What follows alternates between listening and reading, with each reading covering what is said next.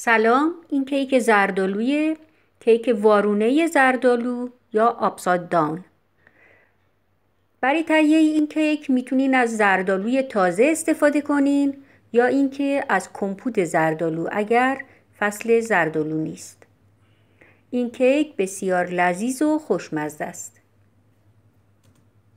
1/2 پیمانه شکر رو توی قالب میریزم. من از قالب پیرکس استفاده کردم و 4 قاشق آب روی اون میریزم. بعد اون رو روی حرارت میذارم و بدون اینکه توی اون قاشقی چیزی بزنم و همش بزنم میذارم تا باز بشه شکر و کم کم به شکل کاراملی در بیاد. وقتی که به این شکل در اومد اون رو از روی حرارت برش میداریم و اگر جایی از اون خالی مونده با قاشق یه مقداری اونجاها رو پر میکنیم. میتونین از قالب‌های فلزی هم استفاده کنین.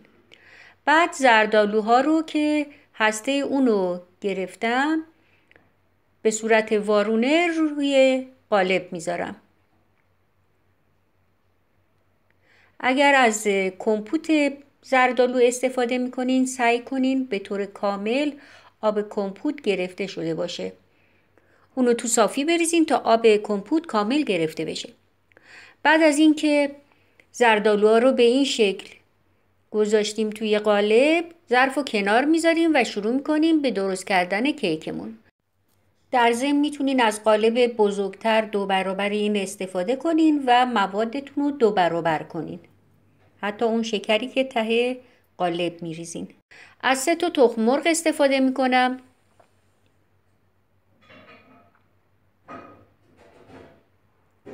سه تا تخم مرغ رو با 2/3 پیمانه شکر، البته میتونین اگر خواستین بیشتر هم شکر بریزین، و 1 قاشق چایخوری وانیل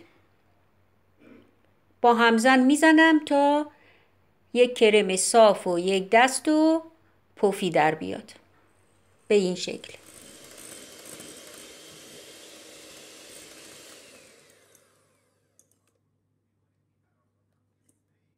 بعد 1 لیوان زردآلوی خرد شده رو توی مایه میریزم. 1/4 پیمانه روغن مایه اضافه میکنم. اگر از کمپوت زردآلو استفاده میکنین باز اینجا از آب اونم میتونین استفاده کنین، یعنی جمعاً کمپوت زردآلو و آب زردآلو 1 پیمانه روی هم باشه.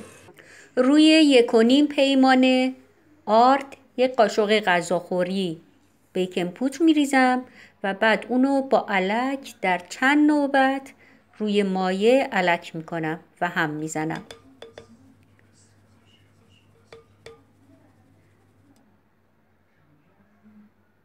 میتونین از همزن دستی هم تو این مرحله استفاده کنین یا دور کند همزن برقی.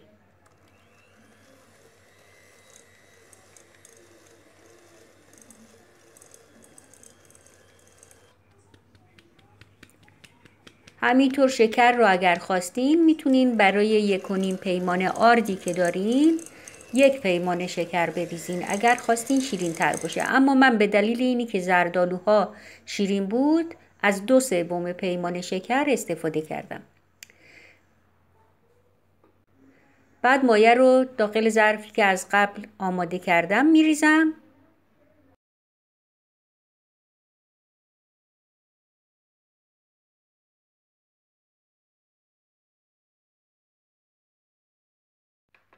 یه مقداری روش رو صاف میکنم و بعد اونو توی فری که از قبل روشن کردم با 180 درجه سانتیگراد برای مدت 35 الی 40 دقیقه میذارم تا بپزه و آماده بشه. کیکمون آماده شده. دور اونو با یه دونه کارد باز میکنم به خاطر اینکه میخوام تا داغه اونو از توی قالب خارج کنم. ظرف و وارونه میذارم روش و اونو برمیگردونم. همینجور که میبینین خیلی راحت از توی ظرف خارج میشه.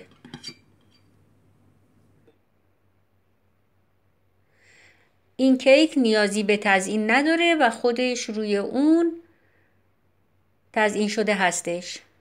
یک کیک خوب و خوشمزه برای عصرونه با چای یا دمنوش یا قهوه خیلی میچسبه، جای همگی خالی.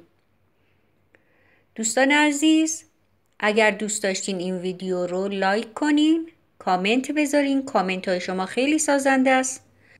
ویدیو رو با دوستانتون به اشتراک بذارین و اگر مشترک کانال من نیستین دکمه اشتراک رو لطف کنین بزنین. دوستان عزیز، خدا نگهدارتون.